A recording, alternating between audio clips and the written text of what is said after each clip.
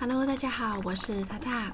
冬天特别适合来喝这个无水番茄锅，尤其是冬天的番茄特别的鲜美。冷冷的季节，来上一锅温暖的番茄海鲜锅，再幸福不过了。准备2000克左右的牛番茄，建议选择红一点的牛番茄，风味会比较好。像这颗呢就没那么红，熟度不够。如果可以的话，搭配一点小番茄，可以增加自然的甜味跟番茄的风味。先来煮一锅水，穿烫番茄。穿烫番茄之前，可以在番茄的表皮上轻轻地画上十字线。等水滚了之后，再把牛番茄放进来穿烫1到2分钟。番茄会快速的膨胀开来，把皮撑破。这时候呢，就可以把番茄捞起来，放到冰水里面来降温。大概泡1到2分钟，等到番茄降温再来去皮。其实番茄皮也有很多营养，不过番茄皮煮起来看起来乱乱的不好看，不介意的人不用去皮，直接煮就好咯。接着呢，把番茄切成丁状，这样在炖煮的时候会比较快融在汤里。把切好的番茄先放一旁备用。准备2小颗的洋葱，把洋葱切成细丁。因为我们不希望汤里面会看到大块的洋葱，这样会影响番茄汤底的美观，所以尽量切细一点，让洋葱消失的无影无踪。这些细小的洋葱末可以这样收集起来，会比较省事。番茄跟蒜头是好朋友，记得一定要加一点蒜头来增加鲜味。我喜欢蒜头多一点，大概切了60克，你可以依照自己喜好做调整。好了，蒜头准备好了，就剩下酱料了。2大匙的番茄膏可以增加汤底的颜色跟风味，如果不想准备，省略也是可以的。准备一个厚底的锅子来炖煮，开中火加热。冷锅的时候呢，就可以把奶油放进来了，补一点橄榄油，避免奶油烧过头。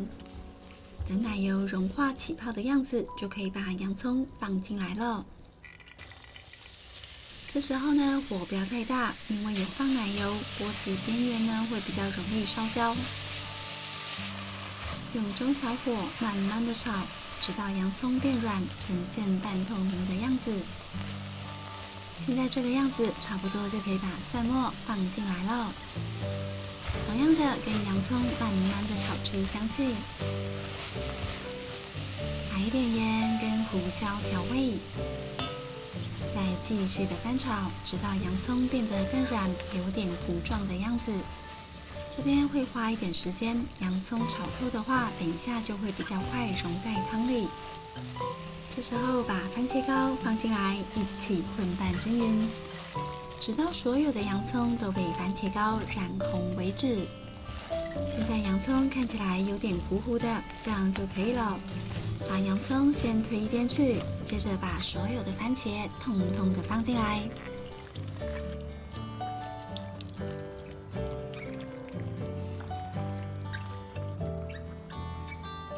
这时候可以把火转大一点，让这锅番茄煮滚。把刚刚的洋葱跟番茄充分的翻炒均匀。渐渐的，番茄就会不停的出水，变成一锅番茄锅了。维持小滚的状态，让汤滚个10分钟左右。如果你手边有白葡萄酒的话，可以加一点，增加风味。这时候再来加入第2阶段的盐。不要加太多，分次慢慢的加就好。把火转到最小，盖上锅盖来炖煮。我们大概炖煮1个小时到1个小时半左右。等待的时候可以来准备一下海鲜的部分。我今天准备了透抽、鱼片跟虾仁，还有最重要的蛤蜊来提鲜。海鲜的种类没有一定，就看你自己喜欢。我家人喜欢的，我通通都放了。如果你懒得处理海鲜的话，超市都有冷冻的海鲜可以选择。我喜欢自己处理海鲜，新鲜一点，味道就会更好一点。鱼片也可以买已经去好骨的鱼片。如果你买的鱼片是有带鱼皮的，可以先用一点盐跟酒来去除腥味，接着在鱼皮上淋上热水，这样鱼皮吃起来就不会软软的怪恶心，也可以去除鱼皮上的腥味。像这样美味的鱼肉就可以烹调啦。好咯，来看一下我们的无水番茄锅。哇，颜色好美，看起来很好喝的样子。翻动一下，番茄都已经糊化了。现在这锅无水番茄锅，你可以直接把料放进来煮，就是好喝的番茄浓汤。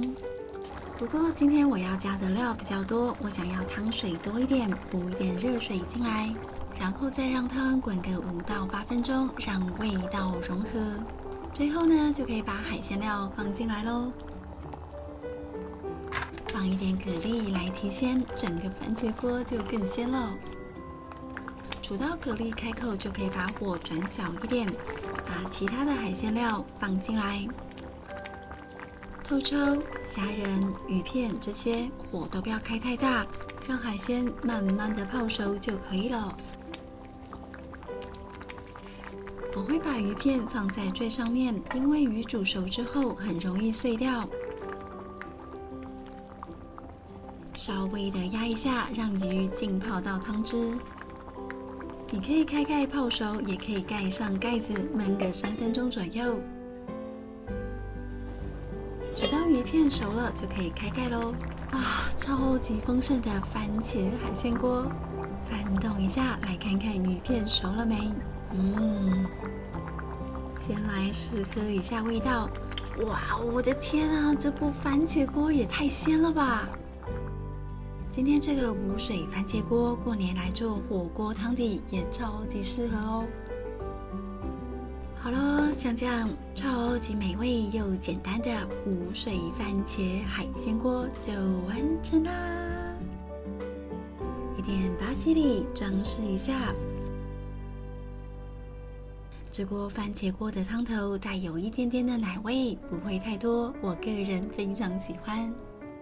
好了，看得我肚子都咕噜咕噜的叫了，那我又开动喽！哇，这个鱼片好鲜好嫩哦，还有很弹牙的透抽。番茄锅除了煮海鲜好吃之外，牛肉也相当适合哦。好了，今天的影片就到这里，喜欢我的分享，记得帮我点赞跟订阅，还要开启小铃铛哦。